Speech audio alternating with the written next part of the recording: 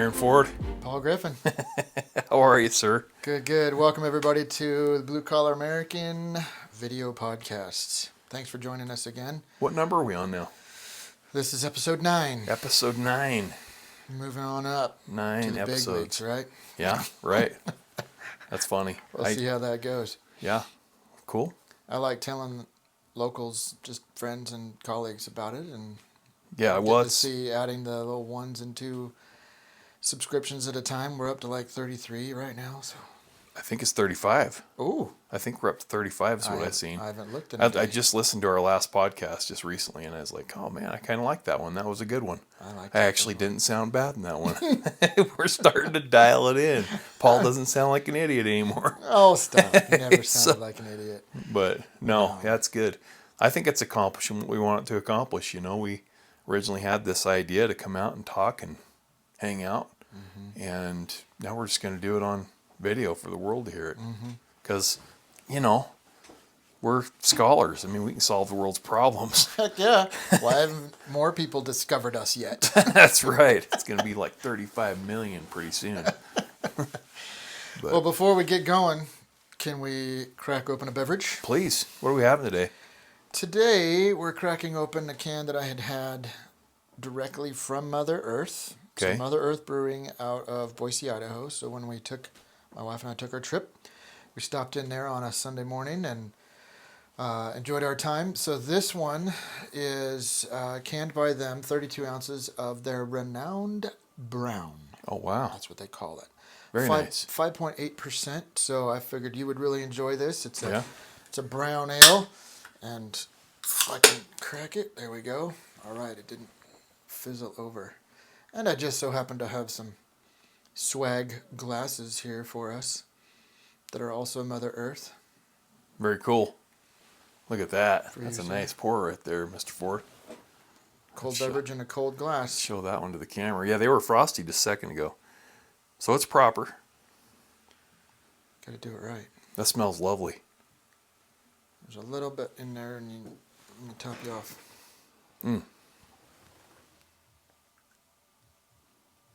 Perfect for 2 pints. Perfect. Oh, it smells good. Oh, get the coaster out here. Sit this here for that, and Well, cheers. let's do it. To Episode 9. Episode 9 on a snowy day. It is a snowy day. I was just saying before we turn the cameras on, I've got to take a trip. It's a 45-mile trip south, and it usually gets pretty blustery down through there. So I'm not sure if I'm going to be doing that yet or not. We'll see. Yeah, well, you need to make that determination before you actually set out, because usually that little stretch of the highway, all those open fields. Yeah. Oh, that's creamy brown. That is really good. That's delicious. Man. I'm always mindful of my mic when I have to release some burps, you know. It's like, okay, I got to do this quietly. We are sipping on beer. It's the effervescence. Yeah, that smells and tastes very good.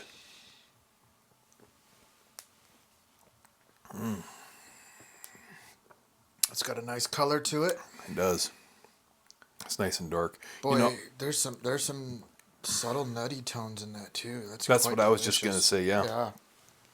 That kind of harkens back to the beer I think I've talked about on here before with Bertram's Brewery. Yeah. It's similar to that. Yep. Which, you and I are going to have to just take a jaunt over there someday. Take the camera with us. Yeah, for sure. Maybe I had this in one of the little flights when she and I were over there, and very, very good. I tended to want to drink that more than all the really heavy ones that we were sipping on as well. The Russian Imperials and the barrel-aged Imperials that they had, which were all quite delightful, but there's something about a middle-of-the-road, middle-of-the-week brown ale to me that just soothes the soul. Totally 100% Doesn't matter agree. if it's warm or cold to me. Particularly if it's done right. These are done right for sure. The weather outside being warm or cold, not the beer being warm or cold. Yeah. Yep, I knew you were talking about. No, and you've recently kind of turned me on to that too a little bit. You know, at first I was pretty resistant to it. I'm not a real dark beer guy. Never have been. I like the ales. I like the IPAs. I like, some of the other stuff in between. But Right. when it comes to the real dark stuff, there's very few selections that I actually really enjoy having. And you've introduced me to a few that I've enjoyed. So Yeah, these brown ales are they're not as popular in the world of the not the makers of the beer, but the people that enjoy the beer. Because generally speaking, the popularity comes to all the IPAs. it does. Yeah. Which is I think it's because you can have, there's just such huge flavor profiles that pop. Yeah, it's just over the top Yeah. flavor in an IPA. And I Yeah. think that's really what people are attracted to is just they know exactly what they're tasting immediately. Yep. Whereas a brown or a red ale, if done right, in my opinion, there's more comfort to it. Yes. And if your I can palate say has that. to be much more sophisticated with them. It's not something that's like you said. It's not just going to hit you, and you're that's orange, or that's Right. pineapple, or that's Yep. pine, or whatever it is that's going to hit you. Sage, all those things jump out at me when I think of IPAs. And with a well done brown or darker, you have to really kind of search. You have to really use your nose. You have to really use the back of your tongue. You have to use the beginning, use the ending. It's Right. and you're so good at that. I'm terrible at it. Well, and I'm just learning. To be honest with you, I love learning the new things about it, and and then you dabble back into the philosophical side of it. Is it okay to be drinking beer this often? Sure. And I just keep coming to this conclusion that I'm really enjoying this craft. I'm not getting drunk. I'm not going overboard. I sip and I enjoy. It's similar to so many other things in this world that you can just enjoy for what they are. Sure. Whether that's smoking meats and all the nuances that can That's- go on that's with a good beef one. or pork or That's a good one. right. And then again, all the things that are related to vices. So alcohol in the form of beer, wine, or spirits, or cigars, or pipe smoking. True tobacco, pipe smoking. But you can't just only talk about those things as craftsmanship. But this is a fine craft. It is. Well, it's funny you mentioned smoking meats too. They have a whole. I just saw the History Channel come out with a whole special on how we came about preserving meats and making salamis, dry salamis and pepperonis and. Oh, interesting. Oh, so I got into it a little bit. Of course, I don't have a whole bunch of time to watch that kind of stuff anymore, but I watched a little bit of it. It's very intriguing, and my kids just loved it. I've seen those barbecue shows, Pitmasters, and all those kinds of things. But that's interesting too, because even the dried meats is a craft as well, and that's an ancient craft. It's not. Yeah. It's not anything that's just new with your dry rubs. That's right. Smoking, because that's the big deal. Right. Really popular in Idaho right now, and it's probably in other states as well. It's just all that I know for the last almost 6 years, is how everybody's got a smoker in their backyard. Speaking of which, I've got a guy that's starting up a new food truck. It's barbecue. They do their own brisket. They do their own pork. They do, and they want to. He was talking to me the other day. He's like, I'd really like to find some venues that I could take my food truck to and do these things for. He's doing the Ice Palace. Oh, that I was talking about last episode. Ice Palace, yeah. And over there in LaBelle, Idaho. Anyway, I told him, I said, we're pretty good. We're pretty good friends with the owners of Tap and Fill, and they always have food trucks coming down. So, maybe we could get you down there. Everyone, he's like, oh, I'd love that. But I'm not kidding you, Aaron. His brisket will melt in your mouth. It's delicious. Yeah, he's got a talent. Brisket is legit. I'm looking up Mother Earth as we're talking, so excuse me for my distraction. But no, you're fine. That's good. I wanted to see their tasting notes on it before we just pass over that. You're just of course, fine. It's not easy to find right away because I get their seasonal breakouts and then what's on regularly. But that's interesting too.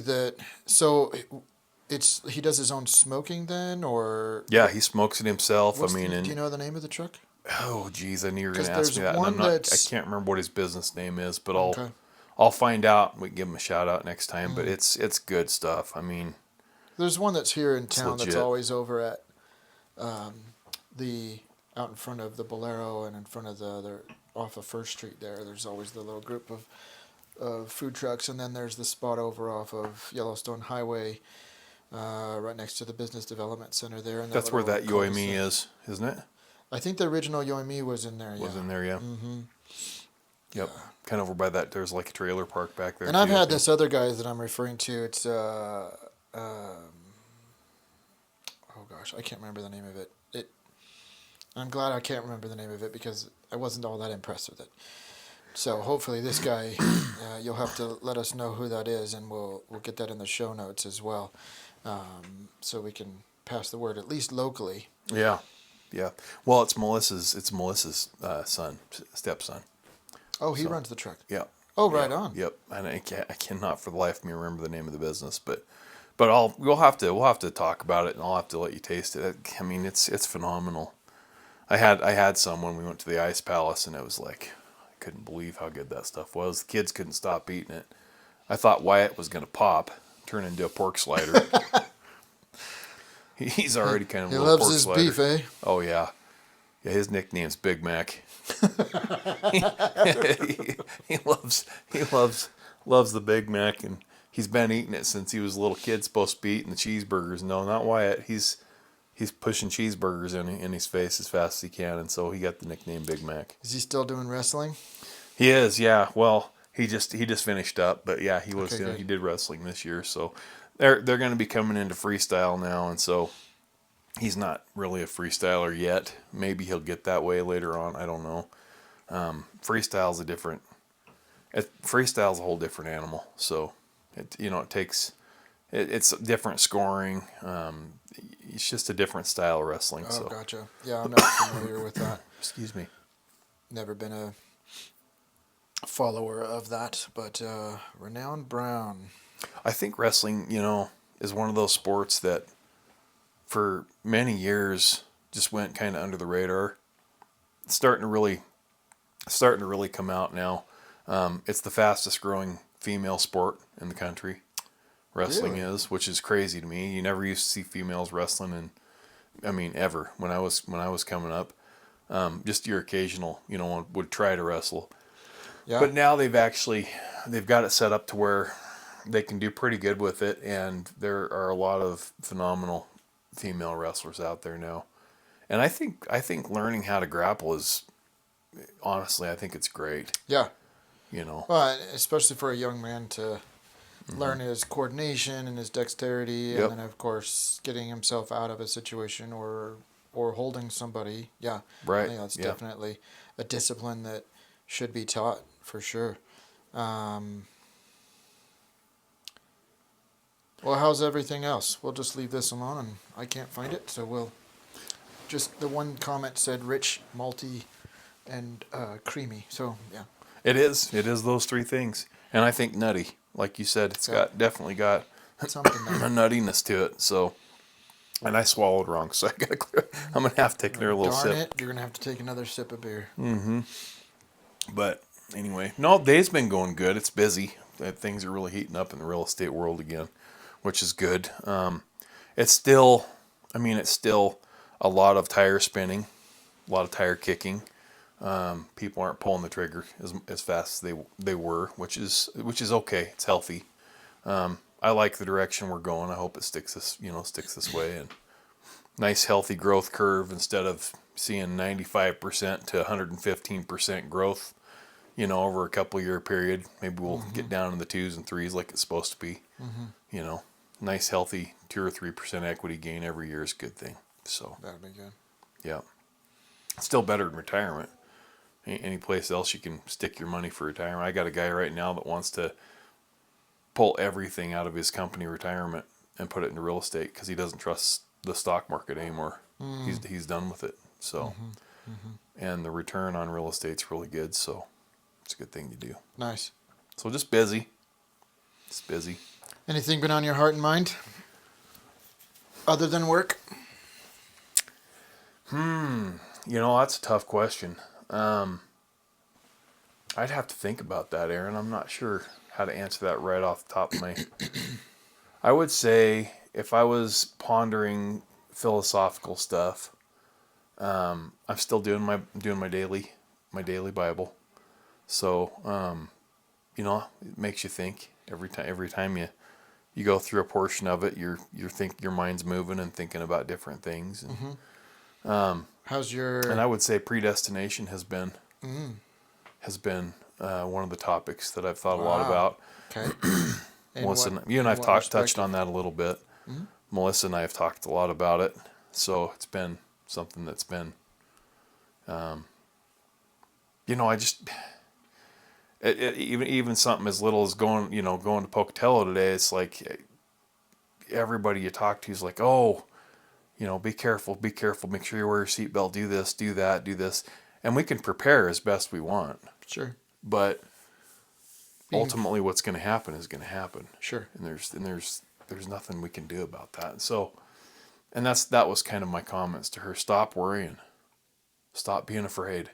Yeah, there's a point where gotta, if you're not paying attention to it, that's what everybody else is concerned about, is being wise in your situation and being prudent with the things and the tools that are at your disposal to care for yourself. But, man's plans are only just that. God is the one who lays forth our path. But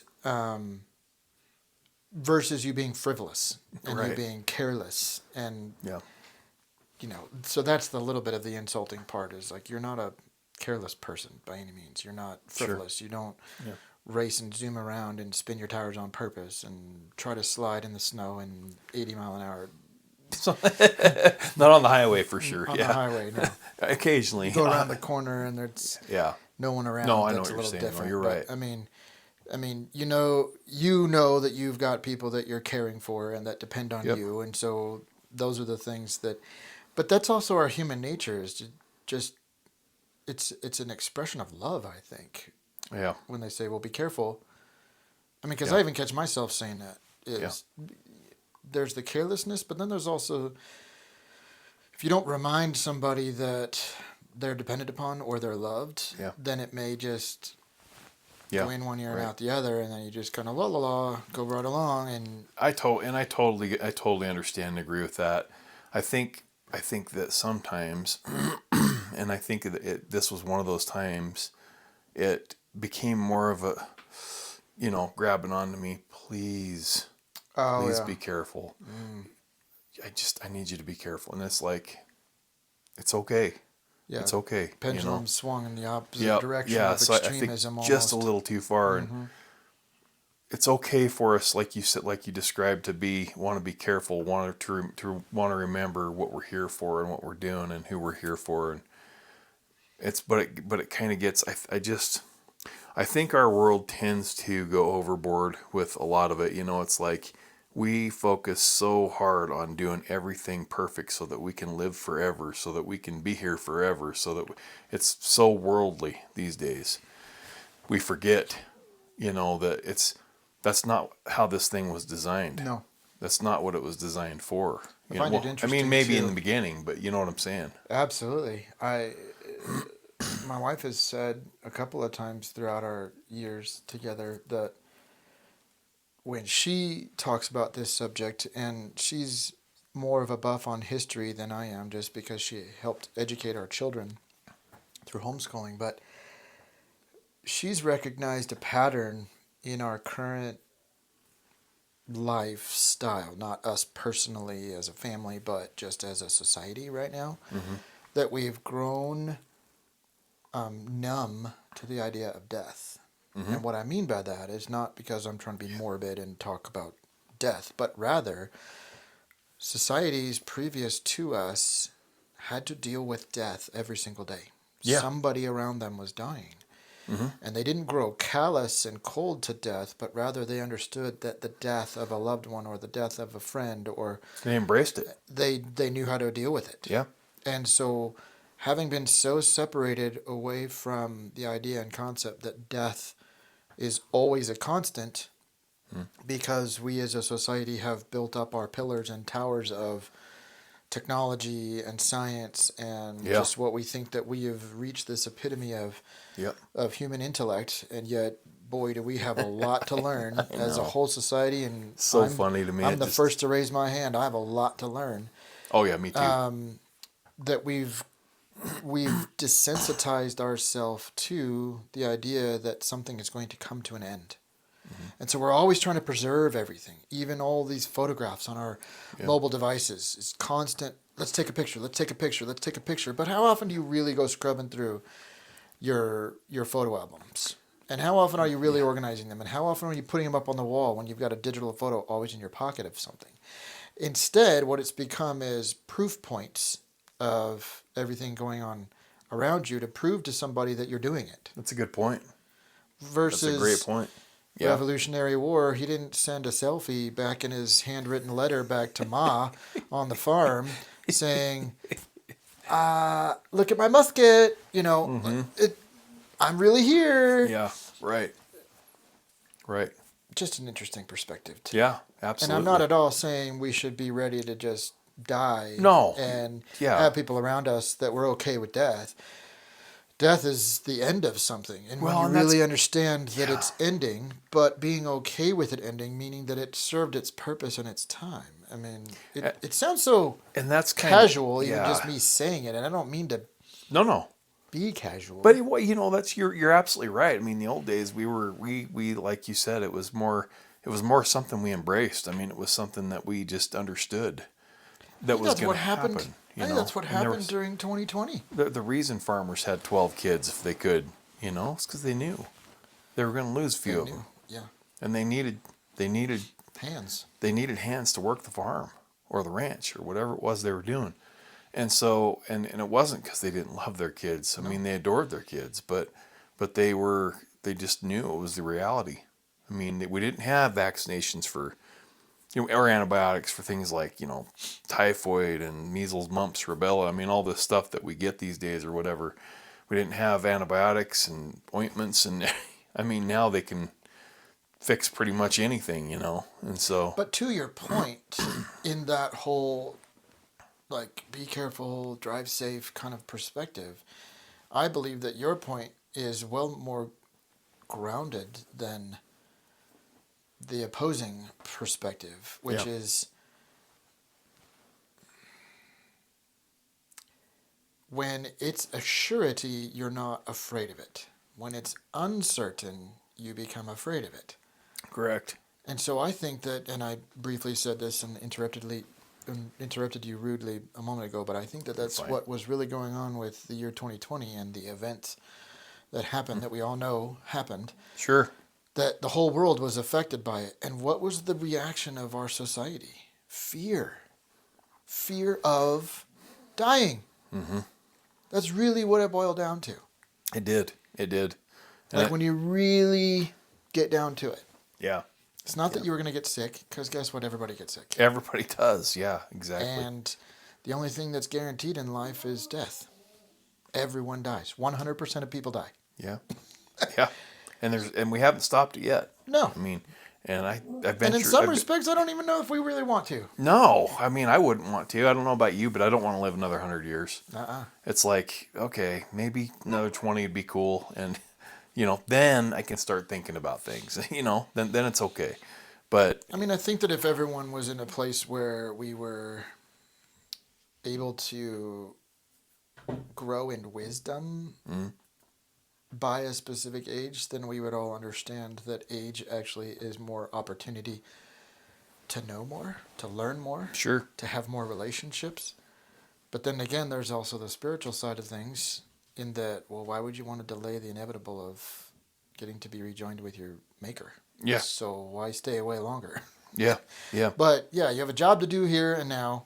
Do it well. Yeah.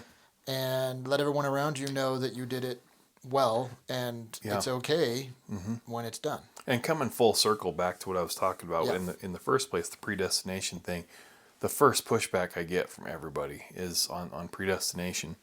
And I don't fully understand how you feel, but I think you told me that there's some differences there between you and Louisa in some of your talks. But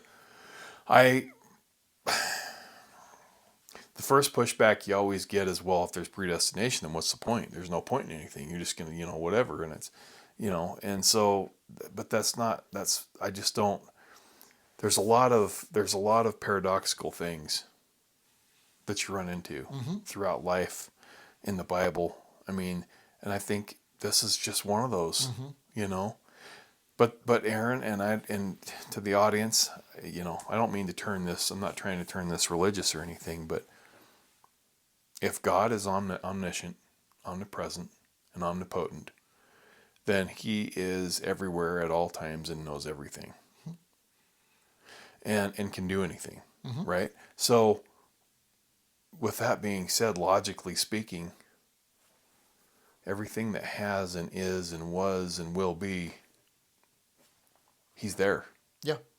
So that's predestination. So there's the rabbit hole that everybody goes down to, which is the free will argument, and that's not where we're necessarily going to go down the road. No, but I love it. I'd love to talk about it because you're right. Playing devil's advocate. If you take the step back and you say, okay, I'm not here for my own volition and of my own volition. I'm put here by someone, something, that being God in our opinion, and to say that He's not any of those things, which then means that He's not worthy of being a God, you've taken away His power, you've taken away your need for Him, then now we're gods, and that's not what I'm about. No. Some people are, but no. Okay, what's the real big deal about having a God who made you and directs your steps and then calls you home when it's your time to come home? Why are we kicking and screaming about that? That's just always my fallback argument, is like, why is this such an issue for someone to not be in control? Yeah. And when you're not in control, that means you're fearful. Yeah. And that's exactly what He's told us repeatedly. And as we mentioned last time, and I did put in the show notes because I found this research, but do not fear. Apparently I love shows that. up 366 times. I love that. For every day of the year, including leap year. Yeah, I love that. That was great. He's referring to kind of a meme video that he found. Yeah, that was really cool. It spins through every page where it's said, and and you're sitting there watching it. You're expecting it to end, and he said, and it just keeps going and going and going. It's like, oh my gosh, and it makes so much sense. And basically, what he's telling us to do, what he teaches us to do, is to not fear the uncontrollable, the unknown. Yep. I mean, absolutely. Just because it's out of our control, and just because it's an unknown, and it doesn't mean we need to fear it. In fact, the fact of the matter is, we need to embrace it. I think that kind of goes in line with what I was discussing last week about bettering myself, doing something every day that you're uncomfortable with. Yes.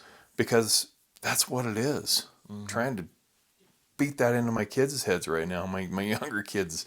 I was out shoveling the walk, and Thomas, I'm out shoveling the walk. I mean, here I am shoveling the walk, and I've been shoveling the walk quite frequently lately. And Thomas pokes his head out the door, and he's just home from school, slips into his pajama pants, has his slippers on, and a robe. And he's like, "Hey, Dad, it's kind of cold out here. I'm going in." While I'm like looking at him while I'm shoveling. I was like, "Really? Boy, get out here now." Yeah, I was like, "Okay, it's time to go get your pants back on." Anyway, but that's the way it is. That's kind of the, that's the default. I find it interesting too when you think about this statement of "do not be afraid, do not fret, fear not." Different ways of saying the same thing. We're also taught, yes, in the Bible, but also throughout our humanity's lifespan, that the opposite of fear is what? Not confidence. The opposite of fear is love. Love, yeah. The Bible says perfect love casts out fear. And so, well, how can you have love if you're afraid? Exactly. So don't be afraid, which then means that you trust someone, something, some deity to be that control for you, which therefore means that if you trust them to be in control of your life, they must love you. Yeah. And so therefore you must love in return. First love responds with love. Yep.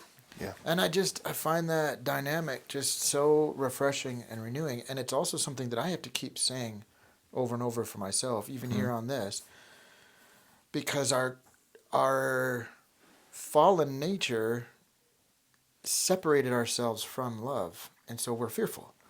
And so he says over and over to come back to that love means you got to cast out your fear. Yeah. Right. So when I'm afraid, what should I be doing? Yes, remembering the words of the Lord through reading the Bible, knowing it, memorizing it. What we talked about last time with, King David, knowing his scriptures so well that he could recite them when he personally didn't feel it.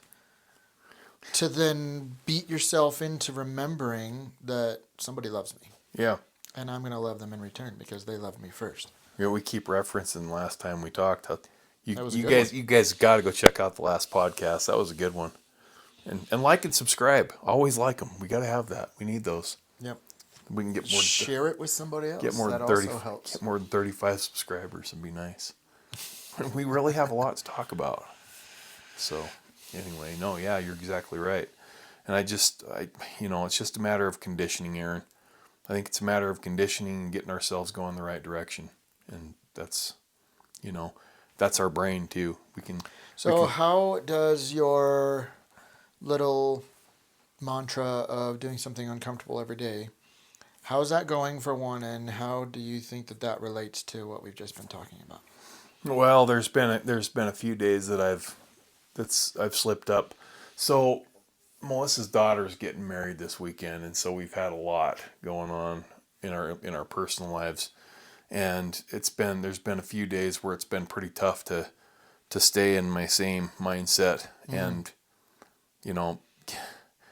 so the exercise has suffered. the lead generation has suffered a little bit this week, and so I'm struggling there a little bit. I've got to get back on the ball to where I'm getting it every day, no matter what. But life throws you curveballs, and you got to catch them different ways, and so that's where I'm at. But I'm still working on the same stuff. I've got a great system in place, and as long as I follow it, I'll be. And the way my system works is it's a certain amount of calls a day. It's a certain amount of human touch, face-to-face stuff per day. It's you got texting, you got personal touch, you got emails, you got phone calls, and it's just a system that I've created based off of a lot of other successful systems, and it's been going good that way. I mean, nice. Missed a few days, but it's been going good other than that. Grace for yourself. What about you? Any interesting books or anything you've been reading? Or I started reading that book that you recommended a couple of shows ago, Get Out of Your Own Way by Hollis, Dave Hollis. Got about 4 or 5 chapters into that. I bought it off of audible.com and been listening to it just the other day. I was thinking about that after we talked about it the other night, and I can understand where you're coming from on that too. Yeah, I don't want to knock him in this forum by any means, but I had a little bit of a existential crisis in the fact that, just knowing where some of his life has gone post the book, felt a little contradictory to what you were, that. Yep. So I'm reorganizing my head and just going to listen to what it is that he says. Yeah. As life lessons, so to speak. Yeah. And then I'm going He's to an interesting character, He really was. He had a lot of issues in the beginning. He fixed them. Tried to share the way that he fixed them with the world. And the ideas that he used to fix himself worked. They did. Mm-hmm. What happened after that and after the book was written, I don't know. I mean, it's anybody's guess what somebody's personal life does. And there's some permanent things that happen to us when we get involved with some of the substances and stuff that are in the world and of the world that we can't change once we do damage. Right. There's sometimes you can't turn that around, like you'd wish you could. Some people can, but some people, from what I've seen, this is stemming from my years in law enforcement and seeing the recidivity rates. Yes. Some people just, it's over. And so, I don't know how much that he had going on. David Hollis is who we're talking about. He wrote, he writes great. He does great work. I mean, his writing style is awesome. His teaching style is awesome. I don't know if you're reading it or listening to it, but I'm just listening to it, but it's his own voice narrating it. It's him. Yep, that's how I took it in too. Well, Melissa's got hard copies too, 'cause she was friends with him, but right. So I'm gonna try and finish that. It's got another, I think, 10 chapters, maybe 11 more chapters. I think it was 15 or 16 chapters to go. But then I'm gonna get back to that other one that I spoke to you about a year ago, or maybe more. But How to Be a Man. Yep. It's Good to Be a Man. Excuse me. It's Good to Be a Man. Yep. Red cover. Which I remember takes it in my mind, a little bit more structural and biblical approach to it, and that's kind of just where I pace. And you've read it or listened to it as well. I love it. Listened to it 2 or 3 times.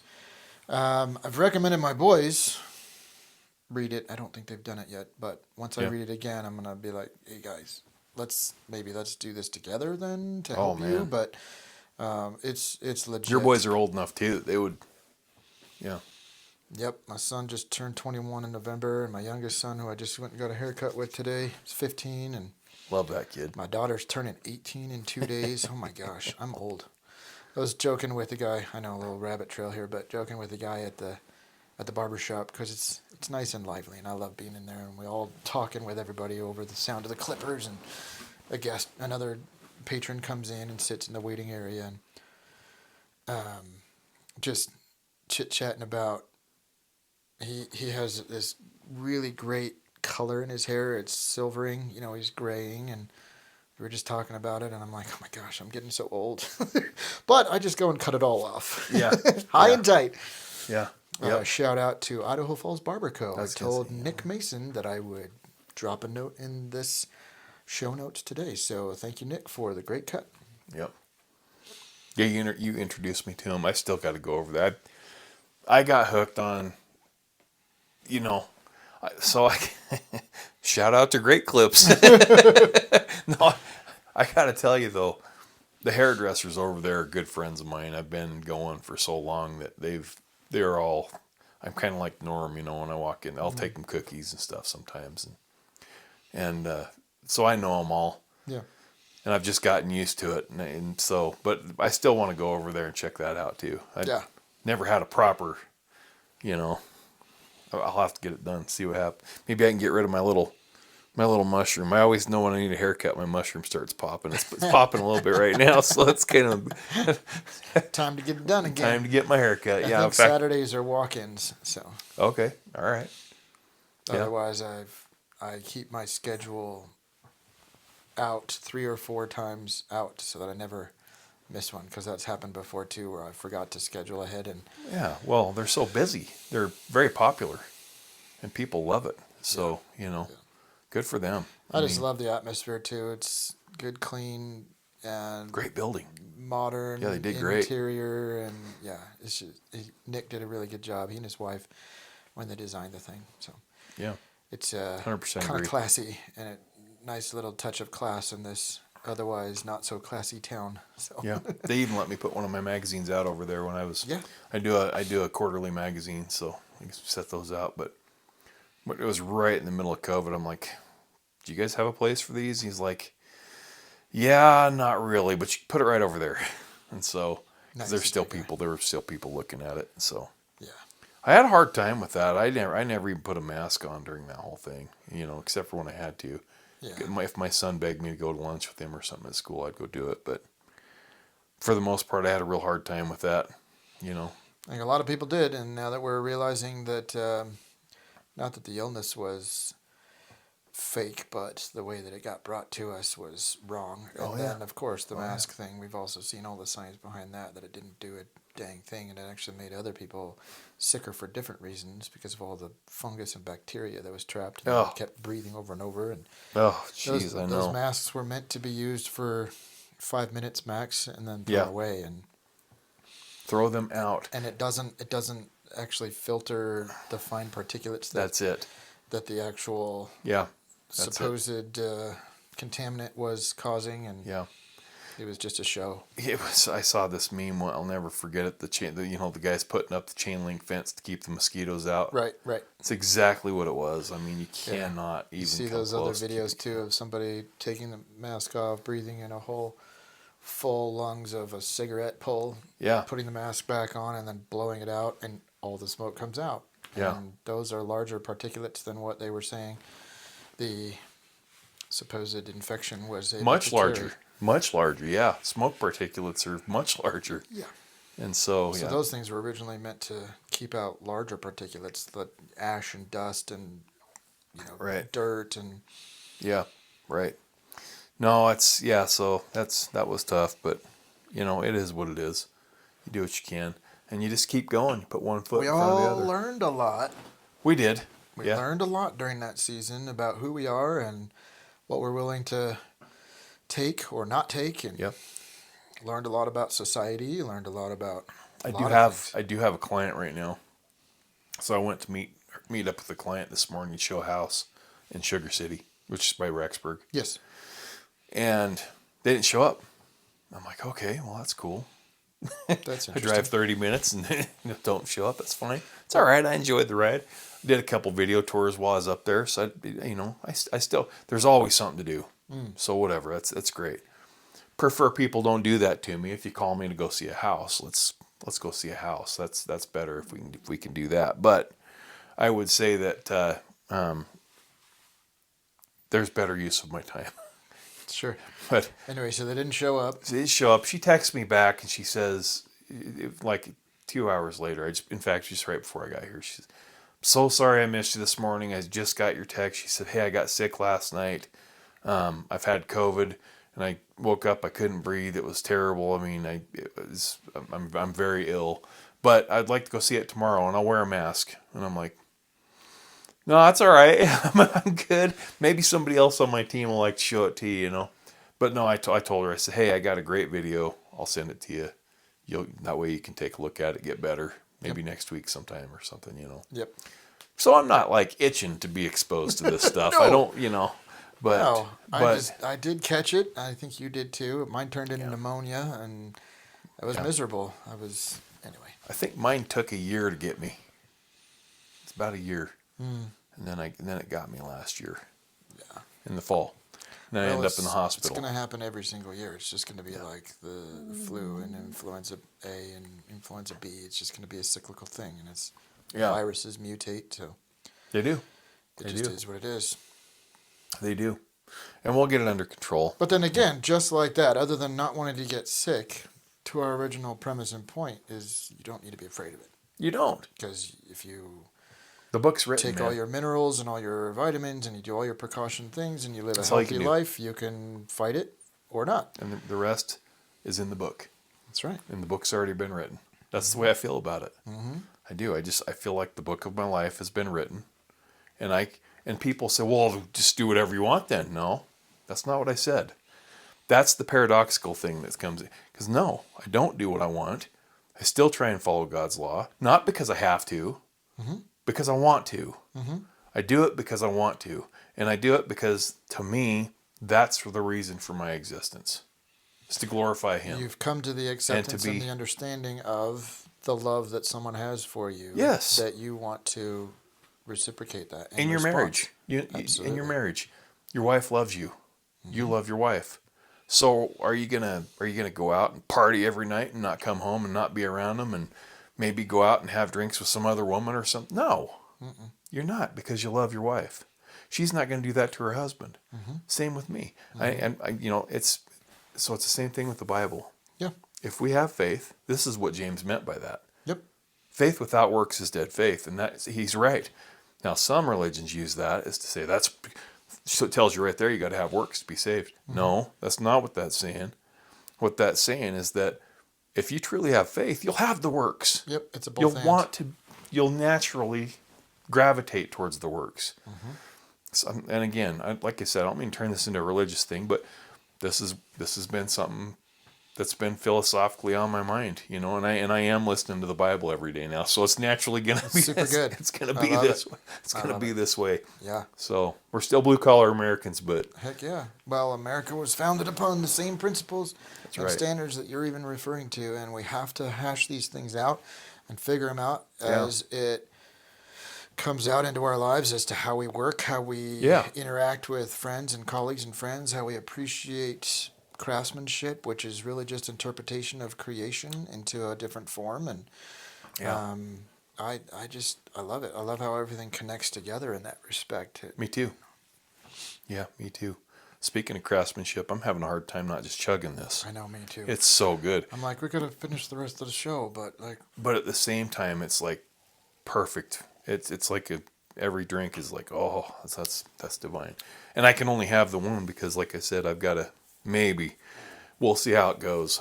You know, I don't know. I don't know what's going to happen with that yet.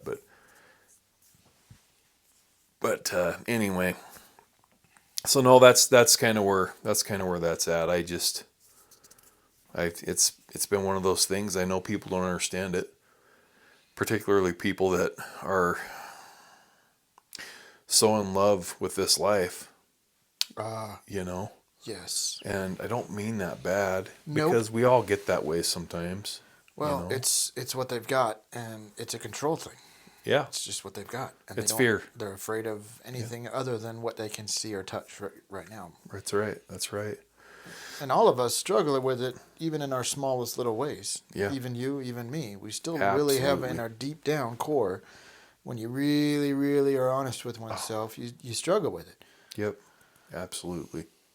I am absolutely, the fingers get pointed directly at me when I think about this stuff because, I mean, I'll say and talk like this now. Tomorrow I'll have a point where it's like I fall, you know, out of that line of thinking, and that's part of getting better every day. It's just remembering that stuff and doing better and understanding that, you know, there's so much more to the story than we have any idea. You know, we really are ants on a log, like the Randy Travis song, floating down the river. You know, and every once in a while the log tips over.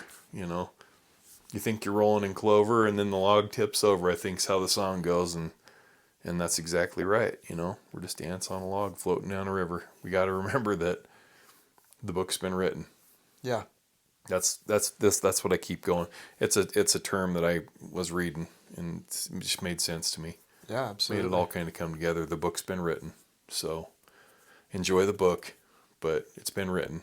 So just enjoy the book, you know? Yeah. And I think that's not just a good thing to wrap your head around and get grips on, is that, okay, embrace the fact this is the life that you were given and that you get to participate in. But it also is a way to be, exactly, to become aware, self-aware that that's the way that it is, and then to respect the one that put you there, the God, the Creator, the Father of us all, and each one individually, because your story is different than mine. Yeah. And it's all on the same river. It's all, you know, to use the word pictures. We're just on different logs. Yeah, at different times, and that brings me to another point, though, Aaron. Like, we need to feel blessed in our suffering. I mean, that's another thing that I just was, you know, this program that I'm on kind of bounces around. What do you call that when you study the Bible and that method of studying the Bible? Well, there's what's it topical, called? exegetical, chronological. It's probably the exegetical. So if it's and there's hermeneutics. Hermeneutically. To understand. That's where you kind of bounce around a little bit and build things together throughout the process. And it uses all those disciplines, you know, time frame and chronologically and everything, and kind of puts them together, and you study the Bible as a whole. And that's one of the things I heard through there is, you know, feeling blessed in your suffering, we are blessed in our suffering, because when we suffer, we learn and we, you know, grow. So. Yes. I don't think I could said it any better. Could have said it any better. Yeah, I feel like I'm talking a lot. I'm sorry. No, I love it. There's nothing wrong with that. Yeah. Usually I'm the one that feels like it's talking all the time. So Well, yeah, we kind of take turns, don't we? But yes. anyway, no. So it's good. Life's good. Can't complain. Can't complain. Nope. What about your disciplines for the year? We talked about our goals. How's yours coming Yeah, along? I'm still reading every day. I still eating good. That's something I got to work on. Although I did have a burger for lunch today, but that was because my daughter brought home some food. She felt like blessing us all and came home from school and it's like, I'm going to stop by here and does anybody want anything? I'm bringing it. So that was nice. That's awesome. Where'd you have burger from? Freddy's. Okay. Just across the street, yeah. Yeah. They don't usually impress me, but... we have an In-N-Out coming, don't we, or some? It's going to be a while before it comes to this side of the state, but In-N-Out did just land Boise? in Idaho on the Boise side. Okay. Yeah. Yeah. Boise sucks, though. We don't. No, it doesn't. Yeah. No, I like Boise. It may not be traditional Idaho anymore, but... That's all right. I don't think it ever was. I like Boise, The though. capital has got to have something gotta mix different it than a up. farm town, for sure. Got to mix it up, yeah. And over here on this side of the state seems to be more like everybody forgot about it. Oh, wait. Oh, Wyoming. Yeah. Oh, Montana. Yeah. Oh, yeah, Idaho. Yeah. Boy, Montana's got, I think I said it at the outset, Montana's got some scary temperatures coming in. I think it's like minus 55 up in Kalispell right now. Really? I did not know that. They're this weekend's supposed to be rough. they're forecasting, I think Bozeman's at minus 40 right now. And I mean, they've got minus teens all across the western banana belt. They call it the banana belt, everything down the Bitterroot from Missoula down. It's kind of a banana belt. You got the Bitterroots here, and then it goes right into another mountain range. And that valley always kind of stays a little bit neutral. It doesn't get too cold. It doesn't get too hot. And you can grow things. We had a pear tree when we lived up there in Lolo, and it was a gorgeous pear tree. I mean, yeah. I'm talking you'd get pears, like just great big pears on My that tree, goodness. like stuff you'd see in California. Mm-hmm. And but it was good. It was good. But they're getting really cold temperatures up there now. Yeah, this weekend's supposed to be pretty gnarly. Here for Idaho Falls, we're supposed to be in the negatives, which is the first time this entire winter thus far that we're going to have negatives. It's Minus supposed to be 25, they're saying. Wind chill. I've heard, maybe the wind chill. Yeah. Two of my different weather apps are giving different reports, and I'm like, I don't know what to trust. And of course, we're going to go over the paths into Jackson Hole Sunday and Monday and freeze our rear ends off, but oh well. Yeah. Well, where are you going to Jackson? Oh, for Jenna, her birthday, she wanted to go do something, and we're just going to go stay the night in a hotel and go eat food and fun. go walk around the square and go to the hat shop. The cowboy hat shop. Yeah, the Kimosabe. Is that what it's called? The one where they like stamp all the stuff and no. all the things. And they got a hat making shop there. Like they make hats there. I don't know if it's there anymore because I originally, when I was there 6 or 7 years ago, before we moved here, we went and did a family road trip. Okay. And it was the Wyoming Hat Shop or something like that. And it was just on one of the little side streets off of the square. And I went back and I bought it's not this one, it's a black straw hat. Okay. That was my very first cowboy hat. And it's not there anymore. That one. I don't know about others. That's depressing. Then when I was there last March, April, I went into a shop called Kimosabe, and they have a couple other locations like Las Vegas and one in Hollywood.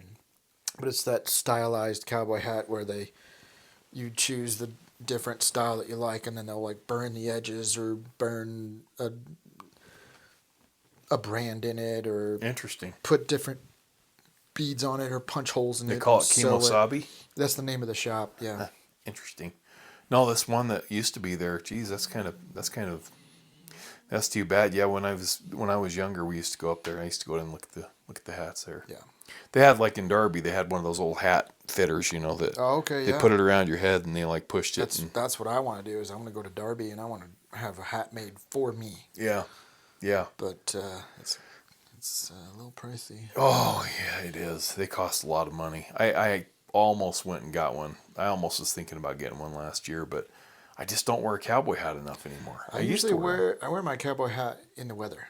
Yeah. Like when it's snowing out, I put my hat on because I Well, don't a like nice it all felt in my face. hat would be perfect. Holy crap! I had it on just this last storm 2 days ago, and I'm out there right at it's no breaks, and I try to clear the driveway and the sidewalks before it's too much to handle. But even if it's still I got snowing a out there, snowblower, little snowblower. my stupid snowblower. Anyway, I'm out there doing the blower and I'm doing the shoveling, and I'm dripping from my forehead out because my head is so warm. Yeah. That I'm sweating, and I'm like, what? I pull my hat off and it starts dripping from inside the brim. And people have no idea how warm beaver pelt is. I mean, it's like beaver felt. Sorry, I don't beaver even have a felt high is- end one. It's the lower felt. I'm halfway. I'm halfway tempted. The thing with getting a hat up there and doing that is it's not just a cowboy hat. No. At that point, that hat is professionally and old-fashionedly, if that's probably not even a word, sized to your head. Yes. To Dad's head, to Grandpa's head. It's not just a hat; it's an heirloom. No. Yep.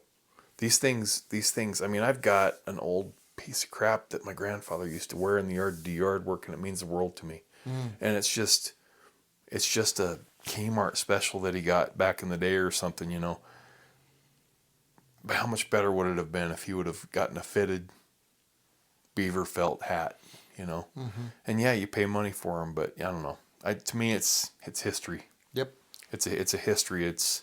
You wore that hat for certain things. You put that on your head because you felt like it. And I wish that our society allowed for that stuff again, because in the 20s, 30s, 40s, 50s, full brimmed hats on men was still a fashionable commonplace. Thing. The 60s and 70s changed all that, and then the ball caps. I got 3 baseball style hats for just hanging on the wall right over there. I mean, that's what I do. There's a cowboy hat and 2 more ball caps, and there's a cowboy hat these aren't mine, but I love them. I love baseball hats. But to walk out in town right now, nobody would really make fun of you, but it's not our style currently with the way the apparel goes. You'd stand out.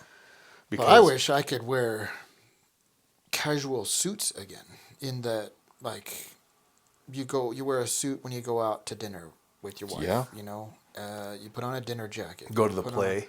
Go to the play. You do something nice, not just jeans and a sweatshirt, or jeans and a button-up shirt, then untucked. Like, the ability to tuck your shirt in again. And I don't know. Style is something that needs to come back, but in more rural areas, that's a little harder to do.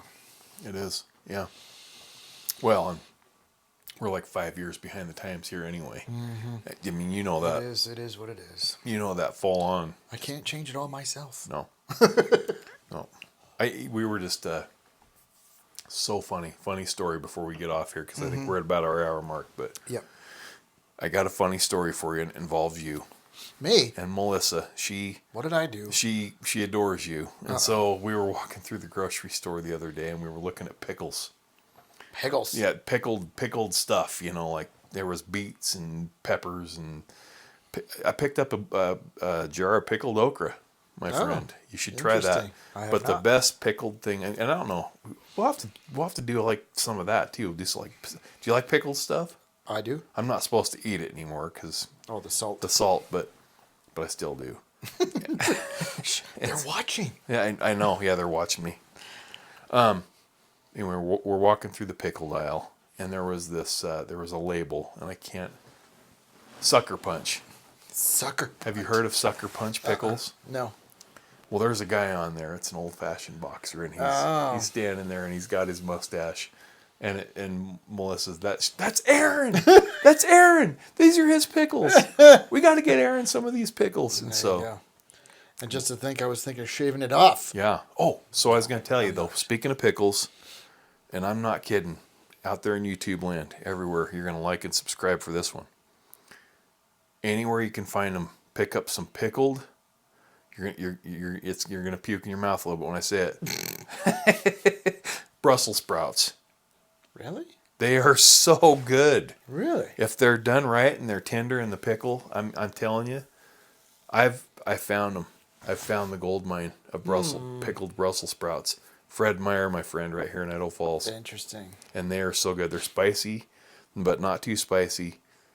Pickled Brussels sprouts. They're so good. So, all right. Better than pickled pig's feet.